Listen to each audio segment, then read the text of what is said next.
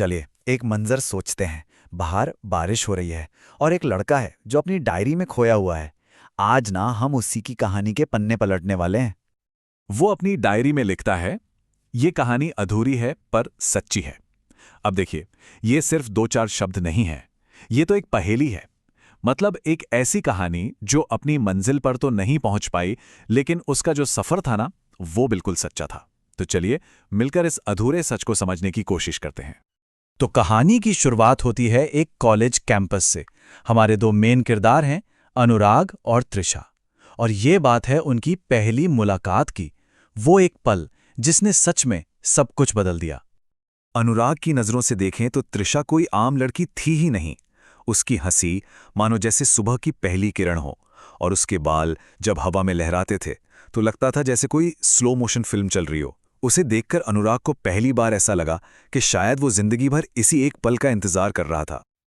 अक्सर सुना है ना कि पहली नज़र के प्यार में वक्त रुक जाता है। अनुराग के लिए ये कोई किताबी बात नहीं थी, ये उसकी हकीकत थी। उस एक मोमेंट में कॉलेज का शोर, दोस्तों की भीड़, सब कुछ जैसे बैकग्राउंड में चला गया था और फोकस में था तो बस एक चेहरा। तो वो एक मुलाकात अब मुलाकातों के सिलसिले में बदल गई थी।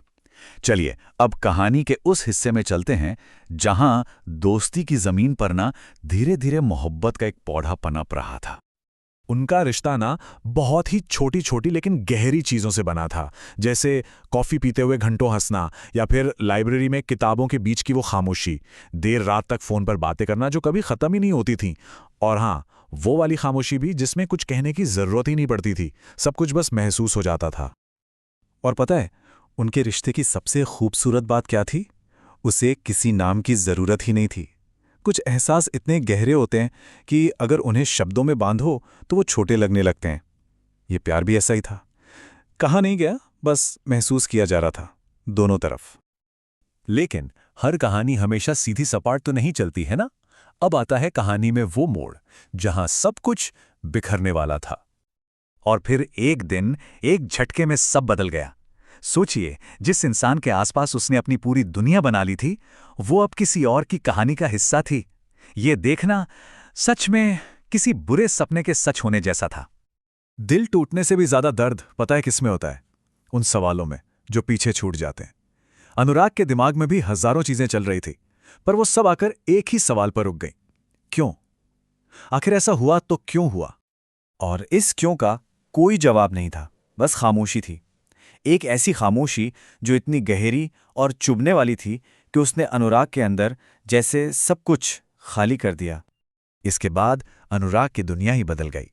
उसकी रातें अब सिगरेट के धुएं में गुजरती थीं और दिन खाली बोतलों की सोहबत में।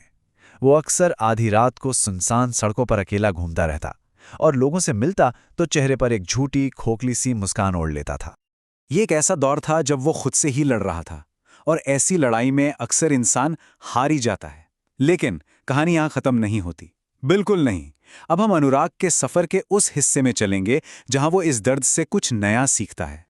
कहते हैं ना कि दर्द की दो शक्लें होती हैं। एक दर्द वो होता है जो इंसान को तोड़ देता है, उसे खुद का दुश्मन बना देता है। और दूसरा दर्द वो होता है जो उसे अंदर से गढ़ता है, उसे पहले से कहीं ज्यादा मजबूत बनाता है। अनुराग के पास भी ऑप्शन था कि वो टूटकर बिखर जाए, लेकिन उसने बनाने वाला रास्ता चुना। तो उसने क्या किया? उसने कलम और एक डायरी उठाई और लिखना शुरू कर दिया।